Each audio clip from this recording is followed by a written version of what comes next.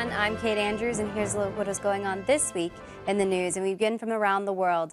A group of 45 Eastern Catholic bishops recently met in Lviv, Ukraine, to discuss Catholic-Orthodox relations. The Apostolic Exarch of Greece, Bishop Dimitrios Salakis, was one of the main speakers during the meeting. He said that some Orthodox leaders consider Eastern Catholic churches an obstacle to Christian unity because they preserve the Byzantine liturgy, like the Orthodox, but already are in full communion with the Pope. After the Great Schism in the 11th century, some people in the East worked for unity. Eventually, they were recognized by the Pope, and that was seen as a betrayal to Orthodox leaders. At the end of their annual meeting, which marked the 25th anniversary of the legalization of the Ukrainian Catholic Church, the Eastern Catholic bishops issued a statement. It affirmed the rights of both the Orthodox and Eastern Catholic churches to provide pastoral care to their faithful and to proclaim the gospel. In news from the Vatican, Pope Francis held a 90-minute encounter with about 8,000 lay members of the International Schoenstatt movement October 25th. The movement was founded by the late German Father Joseph Kentetic. Rome Reports has more. To celebrate the Schoenstatt movement's 100th anniversary, the Pope held a meeting with more than 8,000 members who came to the Vatican from more than 50 countries. The theme of the event was the family as a living proposal. Some of the pilgrims had a chance to ask Pope Francis some questions. The first was on how to help and support families. Pienso que la familia cristiana, la familia, el matrimonio, nunca fue tan atacado como ahora. Atacado directamente o atacado de hecho. La preparación al matrimonio tiene que venir muy lejos, acompañar novios, acompañar, pues siempre cuerpo a cuerpo y preparar, saber qué es lo que van a hacer. Muchos no saben lo que hacen y se casan sin saber qué significa. They also asked the Pope on the role of the Virgin Mary in the new evangelization. Pope Francis responded with a little humor. El cristiano no tiene derecho a ser huérfano. Tiene madre. Tenemos madre.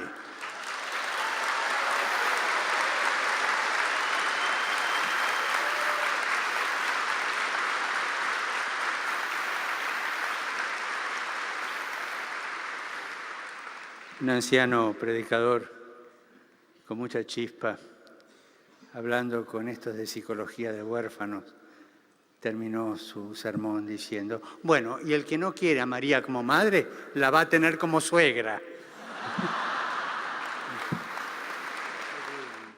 He also had a message for the youth. He asked them to go out and give witness because that is what will bring people to the faith.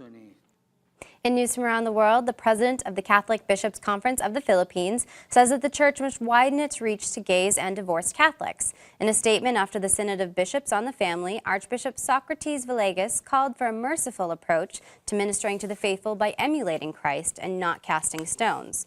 The two-week synod concluded October 19th in Rome. Its final report did not reach a consensus on the questions of communion for the divorced and civilly remarried and the pastoral care of homosexuals.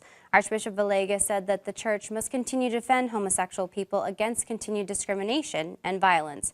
However, he did reiterate the Bishops' Conference opposition to same-sex marriage. Staying with news from around the world, raids on a crowded market and a home in Sudan have left 7 people, including 6 children, dead and dozens more injured.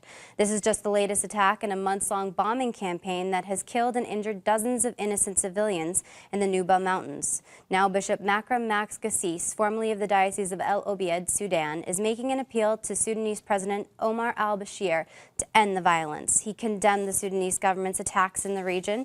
Bishop Gassis also appealed to Bashir and the government to negotiate a just and peaceful solution to any grievances in order to assure the dignity of the Nuba Mountain people.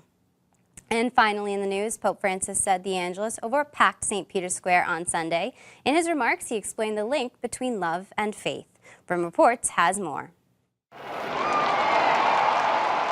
Divine law can be summarized in the love of God and the love of our neighbor. These were the words of Pope Francis during yesterday's Angelus prayer. Pope Francis said that brotherly love and the love of God are inseparable and complement each other because they are two sides of the same coin. Non si può amare Dio senza amare il prossimo, non si può amare il prossimo senza amare a Dio. The Pope insisted that religious life and prayer cannot be separated from the relationship with neighbors and brothers, because love is a measure of faith, and faith is the soul of love.